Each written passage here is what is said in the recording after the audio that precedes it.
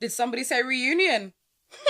Well, I am ready.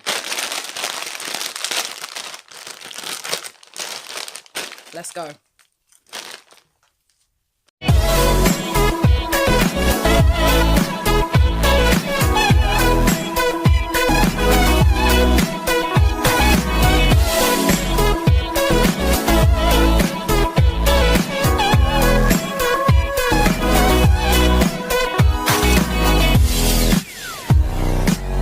Hey guys, it's your girl Ayesha, and I am here dishing up your Drag Race lowdown. And honey, it is the reunion. Oh yes, indeed. So basically, if you don't know about RuPaul's Drag Race, when it comes to like the end of the competition, they have a little get together with all of the previous queens, and there is some tea that needs to be spilled. I think what I was most here for was just to see Akira just get roasted completely about her pot stirring attitudes, and yeah, I was totally here for it because she was kind of stumbling on her words a little bit. Like, she kind of didn't know where to put her face. I was totally here. But just before I get started, thank you so much if you have joined me on this channel, particularly for my RuPaul's Drag Race reviews. I am so happy that more and more of you are coming onto this channel and are talking to me specifically about this show. Like, it is brilliant, and I'm loving all of the sort of back and forth conversation that we're having down below. Of course, I want to know all of your views, so make sure that you get commenting. You can even start commenting as you're watching me, so that then, like, you don't have to try and go back and remember everything that I've said. Start writing from now. I want to hear everything that you got to say. One thing that you may notice, and you may have noticed in my previous video, is I have more space. Okay, so now you can actually see more of my outfits, and I'm not having to have my background literally resting up against me now. So yeah, now I can actually have some decent space. I can breathe. So I just want to thank everybody who has already gotten themselves a couple of crafts from me, because that is what has enabled me to get these like 3 polls. All I needed was just 3 polls. And because of you, I was able to get that. So now I look like this, and it's a hell of a lot better. So thank you. So first and foremost, I've noticed that there was quite a lot of screen time from Miss Vanjie. Like, pretty much 83% of the show was about Vanjie. Okay, that's a slight exaggeration, but like, I don't know, it felt like at least 8 minutes. Like, it was quite a long time that they were just talking about Vanjie. I mean, of course, she is a massive personality, we all know this, but I just kind of feel that they used a lot of Vanjie because there was nothing from Honey or Sugar, nothing like really meaty, so to speak. So they kind of just like filled it all up with a hell of a lot of Vanjie stuff. But anyway, first things first, she looks different, honey. She has definitely been having a little bit of help in the lips department. She didn't need it personally, but you know, each to their own. And she went and got her teeth done. Again, didn't need it. She had beautiful teeth as it was, but you know, each to their own. So what I was actually quite sad to see was the fact that she and Brooke are no longer together. And I'm just like, I thought this was going to be a happy ever after thing. I mean, Vanjie is old school romantic. She wants the whole Notebook experience. Like, she is totally here for that. But it seemed that, well, apparently because she was traveling a lot, doing lots and lots of shows here, there and everywhere, and Brooke wasn't, schedules were clashing, they weren't seeing enough of each other, and it just didn't work out. Brooklyn also said that she really wanted to have her freedom, and she kind of felt like things were getting a little bit stifled. At this point, Vanjie looks quite upset, you know, because you can see that Vanjie, and I thought this from the beginning, Vanjie's heart was in it a lot more than Brooke's was, from the way that it looked on TV. I don't know how it was behind closed doors because I don't know these people, but from what I saw, it looked to me like Vanjie was more sort of falling for Brooke.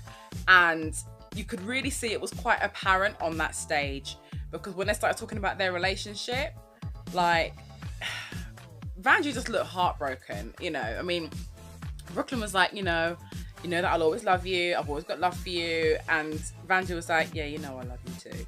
And it was the fact that she slipped out of Vanjie voice and went straight to Jose voice, and that's when you knew that, like, she was being real. Like, it wasn't like, yeah, I love you too. It was none of that. It was, you know I love you too. Like it was like there was a real sort of sadness there, and I really and truly felt for her. It actually looked at one point like she was about to cry. Yeah, so like I was upset because like I liked the idea of Brangie. I thought it was really, really sweet. Okay, next up, Raja. Now, you guys already know that I just could not stand her attitude. I was not here for it. I was not featuring it. I was not having it. I did not enjoy it at all. Now, Raja needs to understand what an apology is and how to do it, because they were basically talking about the fact that she was, you know, calling Evie ugly and saying how she smelled and all this, rare-tear-tear. And Raja's response was, well, I'm sorry that you felt some type of way, and then Scarlett was like, no, honey, no, that is not an apology. You can't apologize for somebody else feeling bad. Like, you've got to own up to your mistakes. The stuff that she said about Evie in confessionals, it was wrong. It was shady. There was no need for it. And, you know, all Evie was doing was basically just like calling out the BS. That's what she does with everybody. Evie is real. She's not a horrible person. She's just incredibly blunt and incredibly straight talking, you know, and she just says it as it is. She calls out the facts. She says the stuff that people are thinking but are too afraid to say. And Raja just never ever wanted to hear it, say all this horrible stuff and then say, well, I'm sorry that you feel that way. What? And the thing is as well, especially when you see that like Evie is quite obviously very, very hurt by this, like, now is your chance to really sort of like properly make peace. I mean, eventually she did apologize, but like, that's not the point. Like, she only apologized because Scarlett was like, that's not the way that you do it. Raja was like, so are you actually gonna let me finish? And Scarlett was like, yes, go ahead, but you can direct it this way when you're done with Evie. I was like, oh! Now, when they start talking about the whole Raja and Plastique drama that went on in Untucked, you know, when Plastique's boyfriend came on the screen and was talking about how, yeah, you know, I support you, your family supports you, rare, when previously she was talking about how her family didn't even know that she even did drag or whatever. And Raja was just like, you know, I'm sorry, like, I was feeling some type of way because I needed to speak to somebody who loved me and you were getting all the attention, blah, blah, blah, blah. And Akira jumps in and she was like, I just want to say, just to clear the air, that I did not instigate any of the drama between Raja and Plastique. And you could just see everyone was just like, girl, did you see what we saw? Because of course she did. She a pot stirrer. And she knows it. Plastic even said, listen, watching it back, you instigated every single problem that I had. And they then went into a whole montage of just Akira just like instigating all these different problems. Well, I heard this, that, and the other about Ariel's wigs. Well, I heard that Raja's boyfriend said how the whole family is supporting her. Well, I heard red tat tat, and it's like, Akira. Sorry, I'm still here actually like eating this popcorn because like I'm watching this again as I'm talking to you, just to, you know, refresh my memory. But I just love the way how Kyria was just like, oh. So basically, Raja asked me a question, asked me what was being said, and I told her about how, you know, Plastique's boyfriend came on and said how, you know, this, that, and the other about her family. And then she's like, and you can even hear, I say it on camera, at least that's what I heard. And then cut straight to the footage of Raja listening to her lip syncing music, Akira sauntering on over and being like, girl, he just talked about her family. And then Raja then stops the music and then goes, what'd you say? And then she then proceeds to tell her all this, that, and the other. And then be like, well, at least that's what I heard. And just waits for it all to just unfelt. Akira. Child, you're rude. The thing is, facts are facts. Facts are facts, America. Okay? Facts are facts. And you cannot deny. You can't take back what you said. And blame it on the edit all you want, but like, they can only edit what's been given to them. That didn't look like no edit to me. It was clear as day. You walked up to Raja, interrupted Raja, mind you, she's getting ready to lip sync, interrupted her, told her this, and then just sat back and waited. But then also the week after, you then didn't own up to it when Plastique was asking you, do you know anything about why Raja came from like that? No, what happened? Girl. I cannot. Rue even point blank asked Akira, do you think that you're a stirrer? I don't want to swear on this channel. But you know, and she was like, no. And he's looking at her like, really, queen? I will say this though, why is it that when Plastique was sitting there, half of the time she was facing away from a lot of the queens, and like just away from Rue, just away from everybody. She had this very sort of like standoffish kind of stance. Just like looking into the distance, like, oh, look at me, I'm so majestic. It's a bit like, it's ever so slightly disrespectful. Personally, like, I don't like it when people don't at least have some sort of body language with me, at least some sort of communication. I'm not saying look me dead in the face constantly all the time, because that's quite intimidating, but at least face me. What did I think? I explained to her because I was, if you look at the author on the thing. All right, we got it. We're gonna wrap this up. I also love the fact that when Akira went to try to explain the situation one more time, Rue just went, all right, forget it, leave it. We're gonna just cut it here. And Akira was just like, oh. I very much doubt that Akira is going to win this. I doubt it, because Rue knows that she's shady, man. Damn, I have very nearly finished this bag of popcorn. Now, this was like a big bag. So then I start talking to Evie and Silky, and I thought they were actually going to talk more to Silky, actually, but it didn't seem like they gave her that much airtime.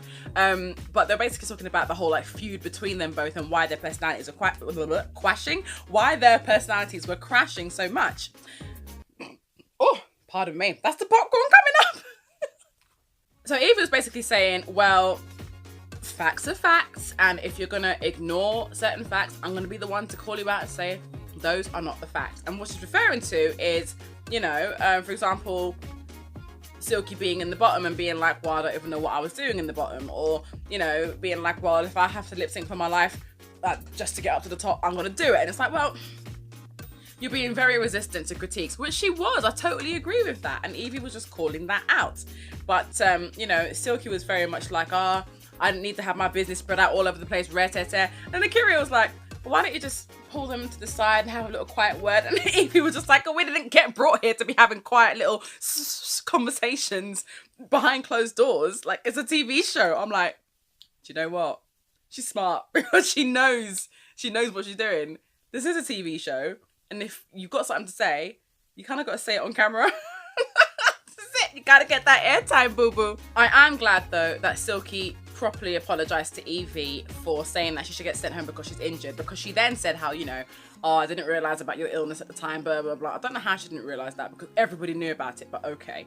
But she said that and she properly apologized. So, you know, props for that. What was really nice was seeing Nina West get some real recognition from Alexandria, who's a member of Congress, and, you know, even Rihanna sliding into her DMs and, you know, giving her some love. Like, I felt that she really, really did deserve that. I'm pretty sure she's going to get Miss Congeniality, because not only has she earned the title of the Pride of season 11, but I feel that she's got like more of a larger personality than what Sugar has, or at least than what we saw of Sugar.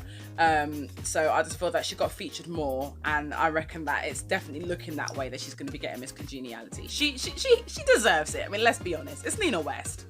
Go West, people. Now, Wiggate. So basically, everyone wants to know what the hell's going on with these wigs, all right? Trust me, these wigs got so much airtime. It's ridiculous. So anyway, Ariel basically like, well, the wigs were in Plastique Station because I moved all my wigs over to that area whilst I was sorting some stuff out, and when I was packing up, I was all up in my feelings and I left them there by accident. And it took me a long time to unpack my suitcase, and I only realised like a while later, I'm guessing like months later or something like that, and then she's like, oh my god, I left my wigs there. So apparently she did not leave them for Plastique, despite the fact that she did actually tweet that she left her wigs there for her baby Plastique. But she then deleted said tweet. So everyone was just a bit like, okay, so did you leave them for her or not? And she turned to her and she went, I did not leave the wigs for you. I was like, oh, there we go. Pure and simple. She didn't do it. She didn't leave the wigs for you. So why the tweet? She did that because, you know, she didn't want Plastique getting all the hate, and so she was trying to soften the blow, and that didn't work in her favor either. Now, when it comes to the whole wig that Raja took home, which apparently was the one that she was the most mad about, Raja was like, well, actually, I've actually got it here. And I ended up getting it too. But this is what she did. She just dashed it out, and I'm like,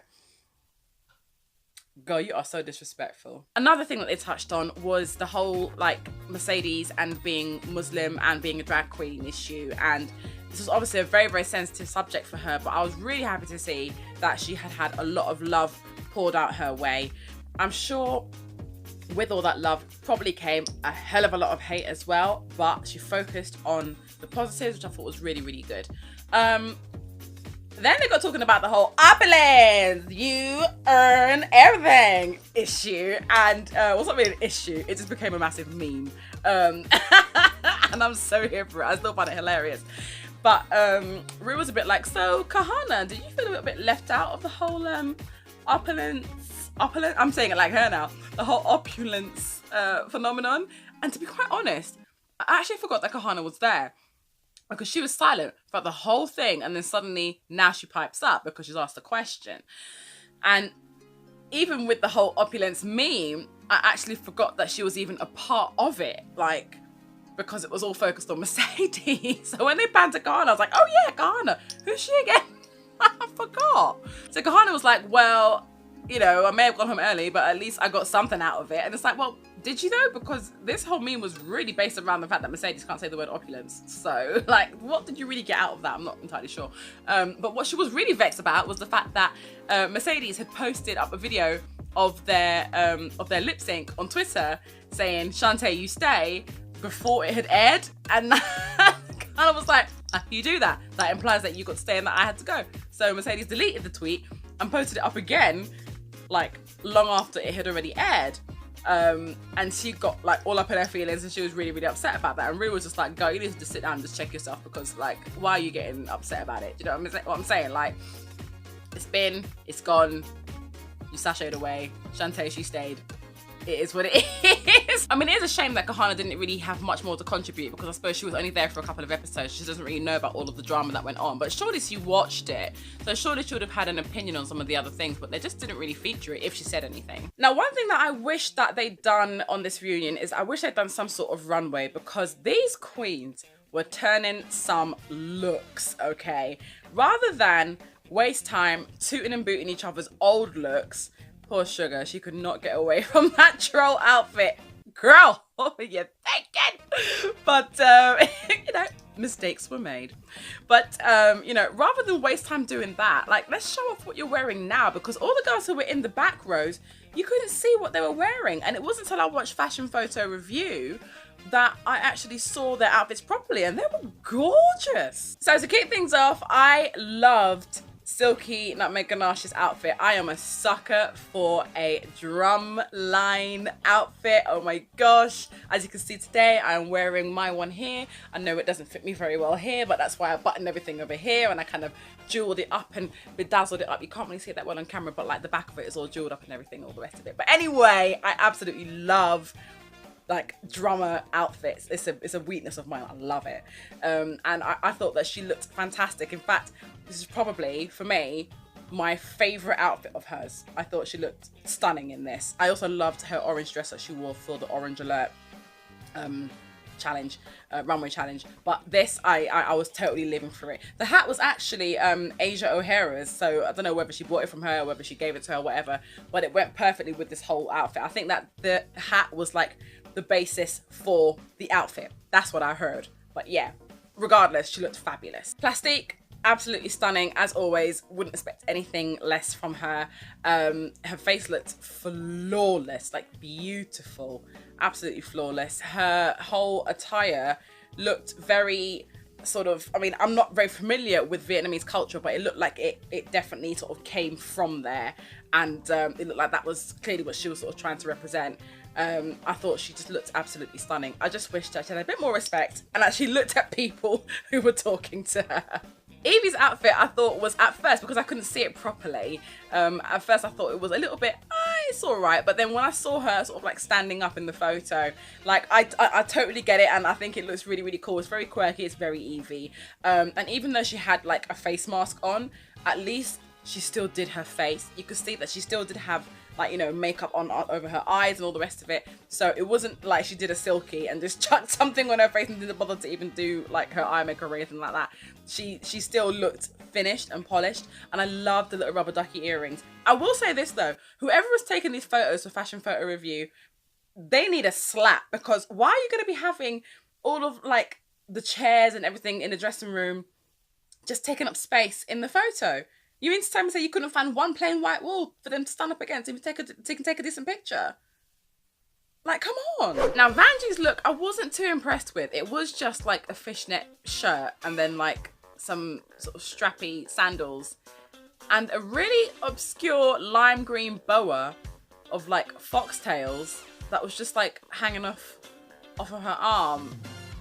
Like, I felt that this look was very, very disjointed, and I kind of would have preferred to see her in a bodysuit. I wasn't really feeling this. And I love me some fishnet, don't get me wrong. I love fishnet stuff. But together as an ensemble, just no. Brooklyn Heights, stunning. Absolutely stunning. Again, I expect nothing less. This is probably what she should have worn for the final runway, for Best Drag. This is beautiful.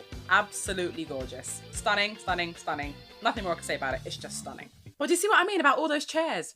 Like, how dare you? The utter disrespect. Honey Davenport as well. I mean, this whole outfit just did not get seen at all. We barely saw her top half. The hair was fabulous. The top part was amazing, but it's the bottom, this big, like, flowing cape skirt dress thing which she had going on. Oh my God, gorgeous. Absolutely gorgeous. She was actually kind of giving me like Storm vibes, like Storm, if Storm was in drag. Like, I was living for this outfit, but we just didn't get to see it. Nina West, super duper camp, super duper cute. Face looked beautiful. Best makeup I've ever seen on her. Definitely the best I've ever seen. She looked absolutely stunning. Hair, perfection. We just couldn't see it. I could see these little monkeys on her throughout the thing, and I'm just like, what are they? I couldn't properly see the whole outfit. She looks so cute. Now, Akira, she may be shady, okay, but she does know how to dress. This was stunning. Absolutely beautiful. I love the way that the feathers just like cascaded down from one shoulder all the way down to one arm. It was huge. It was flamboyant. It was in your face. But, you know, it was still at the same time very well poised, very well, like, coordinated. Just beautiful. Really, really, really beautiful. As much as I can't stand her, I absolutely adored this look that Raja was serving. And it burns me to say that. But the girl is wearing my colour, okay? Purple has been my colour since the day I was born. It's the colour of my birthstone, okay? Like, purple is my life. So, as much as it annoys me to say it, Raja did look rather stunning. She did. Her makeup was beautiful as well. Personally, I wouldn't have had those fringe earrings though. I would have had maybe a silver earring, just because it would have been nice to see like a slight breakup of the colour. But I was living, absolutely living for this outfit, and I didn't even realise that it was a pantsuit. Brilliant. Like, you know, I love a well-fitted suit, you know, and yeah, I would totally wear that. More pants on the runway from Miss Sugarcane as well. Again, looking stunning, beautiful. She really does know that she rocks that lovely kind of like aubergine colour. This definitely is a really, really good strong colour on her because she got that kind of like olivey toned skin. I loved the whole sort of like satin material of it, and I loved the very sort of like angular collar that it had too, with the sort of like diamante chest. Beautiful, stunning. Ariel, I wasn't too fussed about this one. Actually, no, I didn't like it. I didn't really like it at all. It's just not really my bag. Normally, I love Ariel's looks, but this one just didn't really do it for me. I don't know whether it was the colour or the style or whether it went with the hair. Like, nah, not for me. Kahana's outfit was quite interesting. It's not something that I would ever really wear, but I did like the sort of, like, again, I like kind of like angular clothing, and, you know, there was lots of different sort of like sharp angles in this, which I did quite like. It was a little bit Halloween-y, a little bit sort of spidery, batty kind of thing. Very sparkly though, really, really nice. And I did like the lace on the dress part of it as well. Yeah, I thought it was really, really nice, but it's not something that I personally would wear. I'm not really into the whole sort of like leathery, bondagey, fetishy kind of look. So Soju's look for me was just a straight up no. Her makeup was nice, but like I just really wasn't a fan of the overall look. Mercedes looked beautiful. I absolutely adored her face and I loved her hair. She did look really, really stunning. And that's a really nice shade of pink on her too. I thought that it was a good length. It was an interesting shape. Yeah, I do really like this. Scarlet, I was absolutely living for. I've never seen a wig that color green, and it was beautiful. It wasn't apple green, it wasn't olive green, it wasn't khaki green, it wasn't lime green, it wasn't forest green. It was a new shade of green that I'd never seen before on a wig. It was kind of more like a sort of jadey color. Beautiful. And the dress, absolutely stunning. Really, really, really gorgeous. She was giving us like old school Hollywood glamour, and I was totally here for it. She looked stunning. Now, after watching Fashion Photo Review, Aquaria was saying how, you know, when it was her season, they did the reunion the day after the finale. So I'm kind of thinking that this may be the same. Looking at the way that the queens were posing, the final four queens that is, were posing when they were saying, are you team Aquaria? Are you team Evie? Are you team Brooke? Or are you team Silky? Everybody was giving lots of smiles and, you know, winks to the camera apart from Silky. Silky looked quite sort of like subdued and just not quite altogether there. So I'm wondering whether that's a clue that she's not in the top 3, because, you know, like, surely if it happened just the day before, you're still going to be a little bit sore about it. So I wonder if that's an indication. I don't know. What do you guys think? Who do you think is going to make it past the first round of the finale? Who's going to be like the final 2 lip syncing against each other, or the final 3 lip syncing against each other? What do you guys think? I want to know all your views. So there you have it, my darlings. That is the end of your Drag Race lowdown. I hope that you enjoyed this video, and of course I will be there in the comment section looking out to see what you guys think of this video and what you guys think of the episode in general. If you have just joined me and you're like, do you know what? I love Drag Race, she loves Drag Race, I've got an opinion, she's got an opinion, we should be friends. Yes, we should. Get your ass down here and hit that subscribe button so that you don't miss the next episode, because that will be the finale, honey. You don't want to be missing that. Thank you so much for watching, my darlings. Take care, and I'll see you all soon. Mwah. Bye.